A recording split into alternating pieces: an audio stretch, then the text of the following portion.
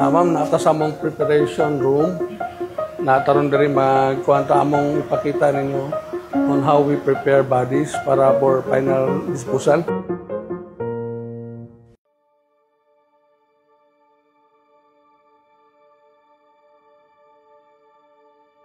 I'm Oliver Nacion, 49 years old. I am a licensed mortician, licensed embalmer for 20 years. Ako gipanganak ko dia sa Lopez, Labangon. Actually nagdako ko sa Bunbunan, wherein among balay naagid sa Daplin Cemetery. I used to play sa kanang lugar diha sa cemetery sa Bunbunan, Lopez. Actually, una niyang istorya yung kinabuhi. Wa mo ko magdaho mga maabot jud makahuman ko maka-take og embalming exam. Actually, kuan jud ni kanang morabag tadhana nga gihatag sino. So good jud nako.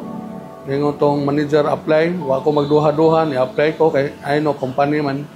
Nag-start na ko driver at first.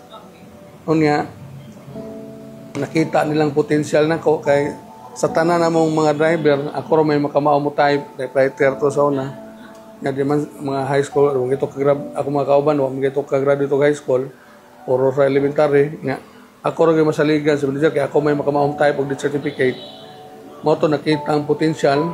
After 2 years gingnan ko sa management ikaw Oliver mo take kag license embalmer kay kining ato ang lugar sa Danau wala tayo license niya.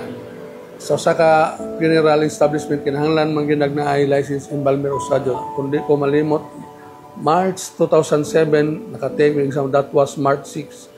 Ang result niabot pagka March 29 pagtanaw na ko nakapasar ko for tilipayan ako because mao na ni ako ang kanang hinagiban someday.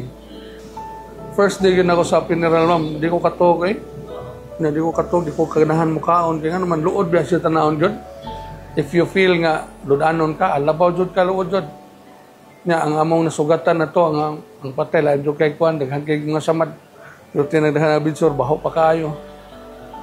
First time na kong assist di mo ka mag-embalm dayon pasison mo jud ka basta kay nagpasuka jud ka akong gingnan akong wife nga siguro makabalik ko panigarilyo ani kaya nga naman sa luod kisa na ako trabaho pero for the sake lang is pamilya gyud ako mao na nga trabaho gyud ko kay pang pamilya niya to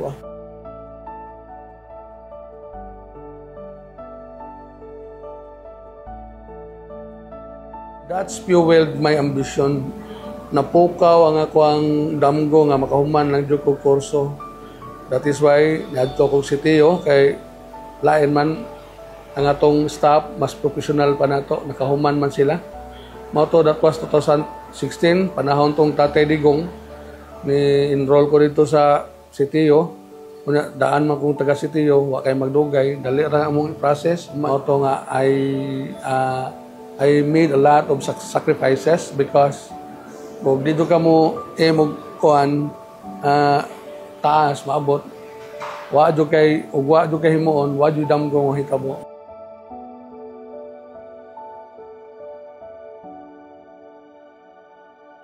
Ma'am, this job ma'am is very noble kaya nga naman kay what if ugwa lagi may as I've said a while ago wala may kana mga patay dito naglubong loy kayo nya kinahanglan pugod tag kanang preparation para sa mahaya.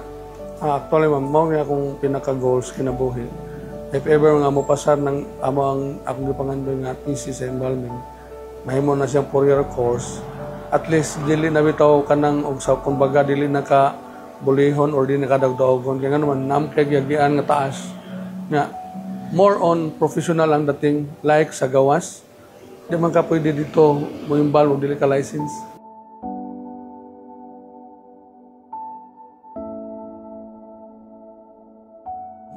Ang pinaka-rewarding na mo katong yung pag-solve sa pandemic kaya nga naman kato nga time ugway mga embalmers nga time ugway taga funeral ato nga time mag-unsa man atong syudad ato yung pinaka-nindot educationan kanang Actually man god og atong tanawon, there is kanang gitawag og imong gingon sa iyang nakatudlo, there's life after death. Mao na nga kini nga ato ang among trabaho gid.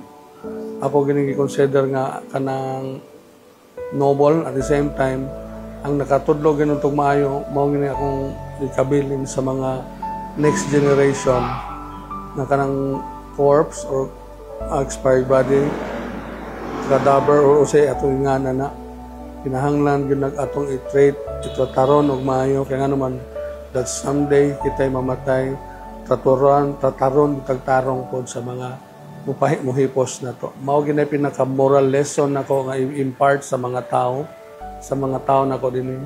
Ang kanang patay ay nanyog yama-yamai. Kay gusto mo someday inyong parente, inyong igsoon or kamo ba'y mamatay, di sad mo yama-yamaan.